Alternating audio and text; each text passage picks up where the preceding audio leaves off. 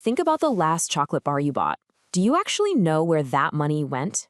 Most of us happily hand over cash for our favorite sweets without knowing a single thing about the countries supplying it. It's true. We completely take it for granted. Exactly. So I'm challenging you and everyone watching to rethink what you know. In today's Explainer, we're uncovering a story that will completely change how you look at a simple sweet treat. The secret origin of the world's chocolate supply is actually a West African nation that gets almost none of the global credit. We're talking about Ivory Coast. Every single time you grab a hot cocoa, a fancy dessert, or just a candy bar at the checkout lane, there's a very high probability your money traces right back to this exact place. The scale of it is just wild. Ivory Coast alone produces roughly 40% of all the cocoa on Earth. 40%. They're the single largest supplier of the raw ingredient consumed globally. If there's a chocolate product in your pantry right now, there's a near guarantee its journey started in Ivorian soil. Which makes this next fact genuinely surprising and, frankly, a bit heartbreaking. Despite being the absolute engine of the entire global chocolate industry, for most of its history, the Ivorian people couldn't even afford to buy the finished chocolate made from their own harvest. The raw material leaves, but the immense wealth generated from the packaged product largely stays in wealthy Western countries. Those raw ingredients really were the foundation of the nation, though. In the decades immediately following their independence in 1960, cocoa and coffee exports drove something economists literally called the Ivorian miracle. It completely transformed the region, right? Absolutely.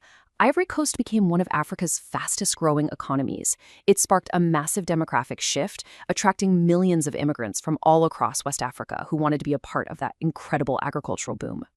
Moving into our next section, identity and hidden landmarks. You know, the history of their name is a fascinating story all on its own.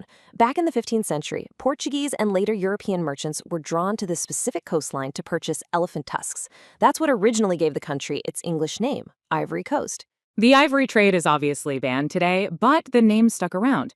What I find amazing, though, is the historic diplomatic boss move they pulled in 1985.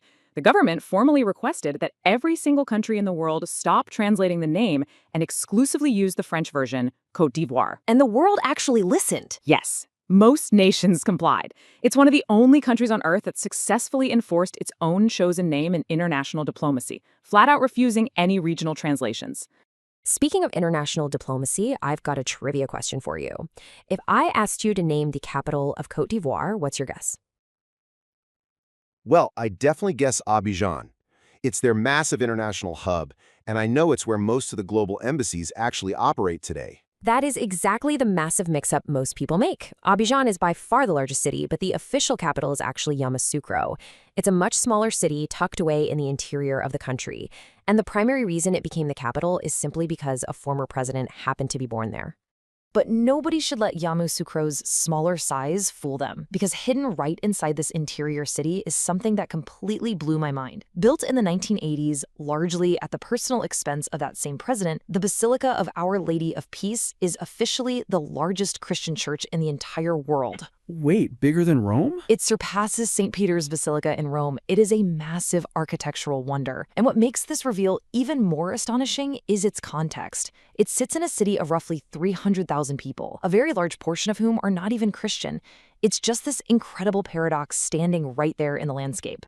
Next up, rainforests and digital griots. I could honestly geek out over the biodiversity here all day. Tai National Park is a UNESCO World Heritage Site, and it's one of the absolute last remaining areas of primary tropical rainforest in all of West Africa. It's this massive, ancient, sprawling ecosystem. The sheer variety of life out there has to be staggering when a forest is allowed to remain untouched like that. Staggering is the exact word. We're talking about a habitat supporting over 1,300 distinct plant species. It's a vital, protected refuge for incredibly rare animals, like the highly endangered pygmy hippo. And, fascinatingly, it's home to specialized populations of chimpanzees. These chimps are famous among researchers because they actually use tools in their daily lives to crack nuts and forage, passing those exact skills down through generations.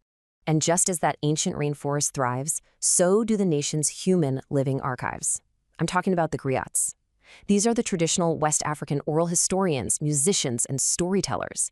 They are essentially the guardians of culture. You know, you usually expect ancient spoken traditions like that to slowly fade away in the modern digital era. being replaced by screens and texts. Exactly, but not here. They remain culturally central and highly respected in Côte d'Ivoire today. They actively perform at major life events, weddings, and even for prominent public figures. These traditional keepers of history have successfully survived and adapted right into our modern social media era. They're preserving centuries of lineage, poetry, and history, but now they're doing it with digital audiences, keeping the past brilliantly alive. And finally, when football stopped more. Côte d'Ivoire has produced some absolute legends on the world stage, most notably Didier Drogba and Yaya Touré. They're easily two of the most celebrated African footballers in history, bringing immense pride and a ton of international attention to their home country. They are absolute icons of the sport. But Didier Drogba's legacy goes far, far beyond anything he ever accomplished with a soccer ball. To understand the weight of this, we have to go back to 2005. The country was enduring a devastating civil war, deeply and violently divided between the North and the South.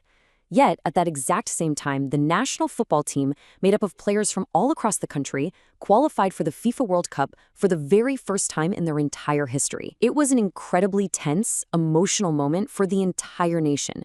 In the dressing room, right in the middle of these massive, joyous celebrations, team captain Didier Drogba did something completely unforgettable. Knowing the cameras were rolling and the whole country was watching, he used that massive platform to make a live television plea. He knelt down right there on the floor of the dressing room, surrounded by his teammates, and directly addressed the rival factions back home. He begged them to lay down their weapons for the sake of the country they all loved. Football did what politics could not. That really is the most perfect way to say it, because miraculously, within a week, a ceasefire actually followed that plea. The warring parties agreed to sit down at the negotiating table. It is incredibly moving to hear about. It's a profound testament to the real unifying power of sports. To be able to halt a violent conflict in its tracks and bring a deeply divided people together exactly when they needed it most, that's a legacy that eclipses any trophy. So when we step back and look at the bigger picture, you realize just how extraordinary this place really is. This is the country behind the world's chocolate and the home of one of football's most remarkable moments. It built the largest church on the planet, and it raised a player who literally stopped a civil war with a microphone and a prayer. Côte d'Ivoire is a powerhouse of modern miracles. It is so much more than just a name on a map. Which leaves us with this final thought. If a single nation holds all of these massive surprises, what else is hiding behind the names on our map? The next time you buy a chocolate bar, we hope you remember the remarkable story of where it came from. Thanks for joining us for this explainer, and keep questioning the origins of the things you consume every day.